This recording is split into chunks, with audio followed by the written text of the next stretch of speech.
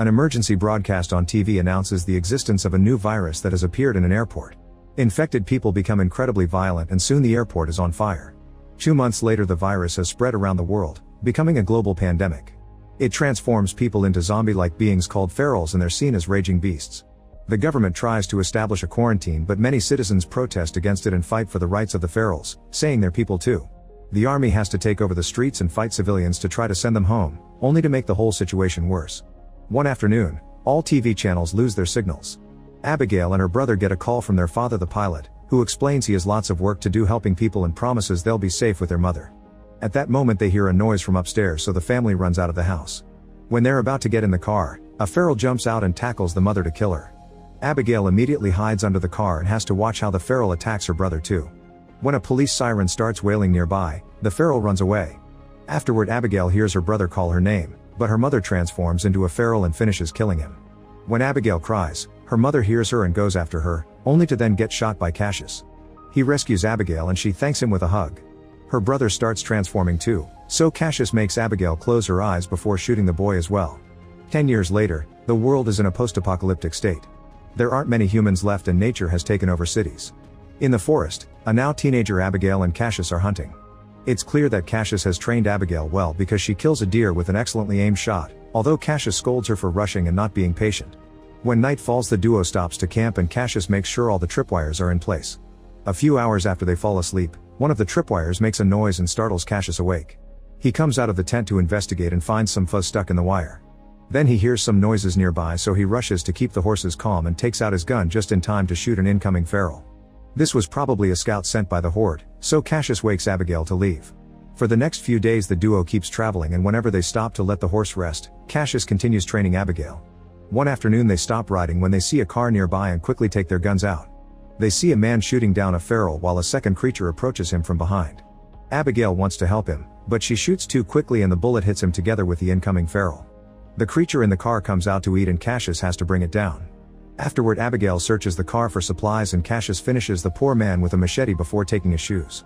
A radio in the car tries to contact the driver and Abigail wants to warn them about the feral horde in the area but Cassius tells her to ignore it. At that moment more cars show up and a group of survivors surround them with weapons. They check the dead guy's body and see a human killed him, so they assume the duo did it just to rob him. When the leader threatens to kill them, Cassius and Abigail attack the two nearest people and knock them down to steal their weapons. Things are tense as both sides point at each other, so a pregnant woman named Megan comes out of a car to try to calm them down. At that moment the horses make some distress noises and a feral horde appears around them. Everyone immediately opens fire, killing as many ferals as possible to try to keep them away.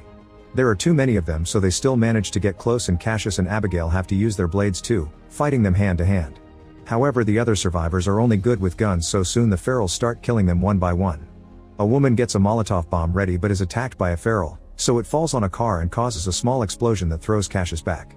One of the survivors gets bitten so he tries to self-delete, but he's run out of bullets and transforms instead. The leader is grabbed by a particularly big feral and slowly beaten to death. Megan's husband David is also tackled by a feral but he manages to kick it off. Abigail helps the couple get in a car and Cassius kills a few more creatures before joining them. When they take off there's a feral on the car roof, so Cassius stops the vehicle rather suddenly to make it fall. Abigail uses the chance to grab their things before they finally escape. The big feral notices that they killed his girlfriend and roars in fury. Once they're on the road, Abigail checks their ammo and notices they've lost most of it. Megan explains they were traveling to a colony on the riverside and that she's in her 35th week, so the baby will be here soon. However Abigail and Cassius think searching for colonies isn't worth it, they've already seen a bunch of them and they never survive. Suddenly the car stops and the group discovers the engine is dead, so they have no choice but to continue on foot. Moments later the group makes it to an abandoned town and agrees to spend the night there. They search a building to make sure there aren't ferals around and make camp. Megan offers to share her food, but Cassius and Abigail only eat what they hunt to avoid the infection. The couple explains they talked to the colony on the radio, so they know they have plenty of supplies and doctors. It's a week's travel to reach it, meaning the risk is high. In return Abigail tells them that she and Cassius are trying to get to the west coast and escape to the islands by boat. After Cassius sets up the tripwires outside he takes out a map and tells the couple what path to take to reach the colony. However he refuses to go with them, saying the horde will come back for revenge. Abigail talks to Cassius in private, insisting that they should help the couple and that maybe this colony will be different. An argument ensues yet Cassius still refuses to help. In the middle of the night the horde finds the broken car and follows the road to town. Meanwhile, the men can't sleep, so Cassius shows David that he always has a bullet saved in his pocket in case he's bitten. The only thing David has is a cigarette and a twisted ankle. They chat for a while and end up bonding, so Cassius agrees to help them reach the colony. The next morning, Abigail hears a noise and goes downstairs to investigate. A feral suddenly attacks her and makes her drop her gun, but Abigail can still kill him quickly with her machete. A second feral starts chasing her up the stairs and Abigail uses the broken window to throw the creature out of the building. She almost falls too, but Cassius catches her just in time. By the time the horde reaches the building, the group is already gone. A feral trips on the wire and causes a small explosion that kills him. Sometime later, Abigail recognizes the area they're in and remembers there's a civil airport nearby where her father had a small plane. Cassius wants to keep moving and thinks an airport would make it easy for the horde to corner them, not to mention all planes are probably gone. However, Abigail and the couple vote in favor of going there, so Cassius has no choice but to follow them. After walking for a while, they find an old building and a car with a man that was shot recently. Cassius tells Abigail to check the building for supplies but refuses to actually stop to rest since he thinks they aren't alone.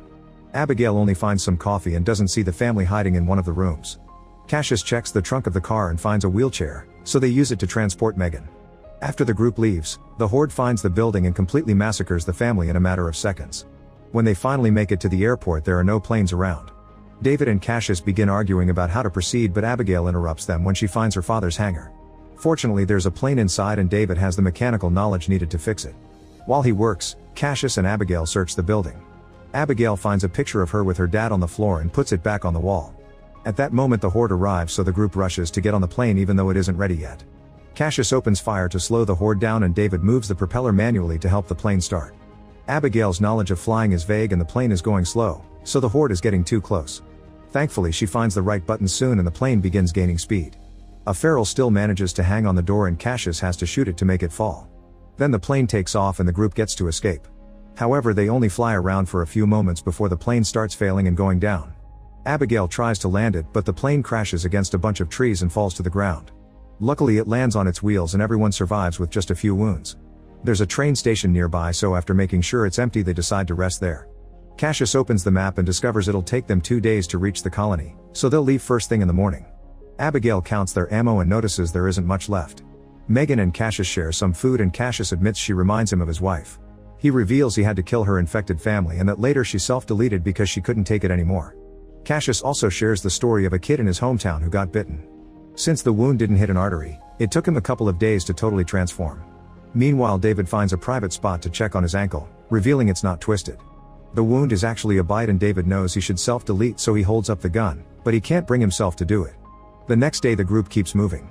As they walk under the strong sun, David feels rather sick and Cassius notices blood on his leg. He waits until the women are far ahead to push David against a tree and look at his ankle to confirm his suspicion. Cassius gives him the option to tell everyone on his own terms, but if he doesn't do it soon, he'll shoot him. In the evening, the group finds a house with the lights on. When they come closer, a voice asks them what they want. Cassius thinks it's too dangerous, but Abigail approaches the house and explains they need help, swearing they mean no harm and mentioning the pregnant woman. Norton opens the door and holds them at gunpoint as he asks them to leave all their weapons in the chest outside. Then he invites them inside, showing a very sweet and welcoming attitude. Cassius points out the house has power and Norton explains he's an engineer, so he's built a few devices that provide electricity and hot water. He also mentions a wife but ignores Megan when she asks where she is. Norton shares his bread and vegetables with them and Abigail is happy to take a shower. Cassius can finally connect his laptop and look at old pictures, revealing his wife had been pregnant before the pandemic. When he checks on Megan, she admits she's scared because she hasn't felt the baby moving since they arrived at this house. She makes Cassius promise that if something happens to her, he'll protect her child. Afterward, Norton shares a drink with everyone and explains he's lived there for 20 years, but his wife isn't around anymore. He's heard about the colony on the radio but isn't interested in joining them because he likes being alone. Then Norton begins ranting about people being too obsessed with going back to the old ways and how humanity deserved the pandemic because they destroyed the planet and their ethics. He even compares the virus to evolution, saying only the strong people have survived. Cassius notices a strange knife on a table but Norton takes it away. Feeling sicker by the second, David rushes to the bathroom and notices the infection spreading. When he comes out, he discovers his friends are unconscious because the drinks were spiked by Norton, who has put on a lab coat and is holding a strange machine. He can tell David is infected and activates the machine, which makes a noise that causes David to collapse in pain. Norton explains the device is like a dog whistle that only works on the infected before David passes out. Meanwhile, the horde has found the train station and continues their search. Moments later, David wakes up to discover the whole group has been tied up in a basement. Norton is there taking notes for his experiment and reveals that he's got his infected wife locked up in a cage. He lets her out and controls her with his device to make her attack the group. Cassius and Abigail kick her a few times to keep her back, so the woman goes after David, who manages to break the ropes to fight back. They only struggle for a few seconds before David overpowers her, and Norton has to use his machine to stop him from rescuing the others. However, David isn't completely transformed yet, so he's able to push through the pain and break the rest of the ropes. Cassius finds a gun and tries shooting Norton, who immediately runs away. The group rushes upstairs and locks the door behind them, so Norton starts hitting it with an axe. Abigail steals Norton's car keys and Cassius retrieves their things before punching David. He wants to shoot him now, but the women convince him to wait. On their way to the car, Megan discovers that her water has broken. Norton comes out to watch the group drive away while his wife growls at him. When the car reaches the forest, the horde finally finds them and chases after them. The group can see lights in the distance, which means they've found the colony. They try driving as fast as possible, but unfortunately the road is blocked by a tree and they must continue on foot. The horde is getting closer, so they open fire, but David runs out of ammo. Since he'll transform soon anyway, he tells the others to go while he buys them some time. The couple shares a heartfelt goodbye, and before the trio leaves, Cassius gives David his bullet. Once they're far enough, David smokes his cigarette and starts fighting the ferals hand to hand. He manages to defeat a few of them, but the big feral surprises him from behind and breaks his neck. The rest of the ferals chase after the other survivors, so Abigail has to open fire to protect Cassius as he carries Megan. She also starts yelling for help and gets the attention of the guards at the colony gate, who quickly shoot all the ferals chasing after the trio. When the rest of the horde sees the bodies and the lights, they immediately go back to the forest. Afterward, the heroes are allowed into the colony and Megan is taken to the infirmary where a midwife takes care of her. The next morning, after meeting the colony leader, Cassius tells Abigail that they should leave soon because humans can't be trusted. However, Abigail is tired of running and ignores him. Then Cassius talks to the midwife, who tells him the baby is fine but the mother only has a few hours left. Cassius visits his friend and learns that the baby is a girl named Hope. Megan reminds him of his promise and gifts him her family locket before finally dying. Meanwhile, Norton arrives at the forest and finds all the bodies. Wandering around allows him to see the colony too. At that moment, the horde tries to attack him, but he immediately controls them with his device and announces it's time for revenge. Back in the colony, Cassius is taking care of Hope and wondering what to do next. Abigail bonds with the local teenagers and joins a little party in the evening. Alcohol is passed around and 2 guards fall asleep, so a few teens use the chance to enter a tunnel. Abigail follows them and discovers a strange remote control, but when she touches it, Roderick stops her. He explains that the entire boat town is mined and the remote will blow it up if the ferals manage to invade it. Humans can be safe from this explosion by using a hatch on the ground that will take them to an abandoned dam. The next morning, Norton sees a guard on a boat and asks for his help. After getting rid of him, a feral jumps into the water and climbs into the colony to kill the other guard too. Now Norton can send out the entire horde to attack. As survivors are killed all over the place, a few armed people come out to fight. Abigail saves Roderick from a feral before assigning tasks to the teen gang. Those with weapons must find a higher position to open fire, and Roderick must guide survivors to the dam while she goes looking for Cassius. As panic takes over the colony, the midwife takes Hope from Cassius so he can search for Abigail. The people with guns are starting to run out of ammo and the colony leader tries to run away, but a feral immediately kills him. Abigail shoots a feral that almost kills 2 young girls while Cassius stabs a creature to save 2 teenagers. Then Abigail and Cassius finally reunite and start fighting the ferals together using a combination of guns and hand-to-hand combat. When they see an opening, they try to join the evacuation, but Cassius gets distracted when he sees Norton and a feral tackles him down. Cassius manages to stab the creature only to be found by Norton, who starts kicking him while talking about making a safer world. After some struggle, Cassius manages to stand up and pushes Norton against a wall to smash the device over and over until it's broken. Then Cassius runs back to Abigail while the ferals jump on Norton to kill him. The survivors finish crossing the tunnel and make it to the dam, so they ask Roderick to activate the explosives, but he hesitates because Abigail isn't out yet. In the colony, the big feral tries attacking Abigail, so Cassius hits him with an oar. When the creature falls, Abigail notices his bracelet and is horrified to realize this is her father. The shock leaves her frozen, so Cassius has to snap her out of it and drag her to the hatch. The duo gets in the tunnel right before Roderick gets tired of waiting and blows the place up, killing every single feral in the colony. Afterward, the survivors discover an infected man among them. As Cassius tries to calm him down, a feral jumps out of nowhere and kills the guy. Then it turns to attack Cassius, triggering a fight. They continuously hit each other until they fall to the ground, where the feral almost bites Cassius. This time Abigail is patient and waits for the right moment to shoot, killing the creature without hurting her friend. The survivors watch the colony burn and wonder what to do next. Abigail tells them they can build a new home in the dam, and Cassius reveals he stole Norton's notebook with the instructions to build a generator.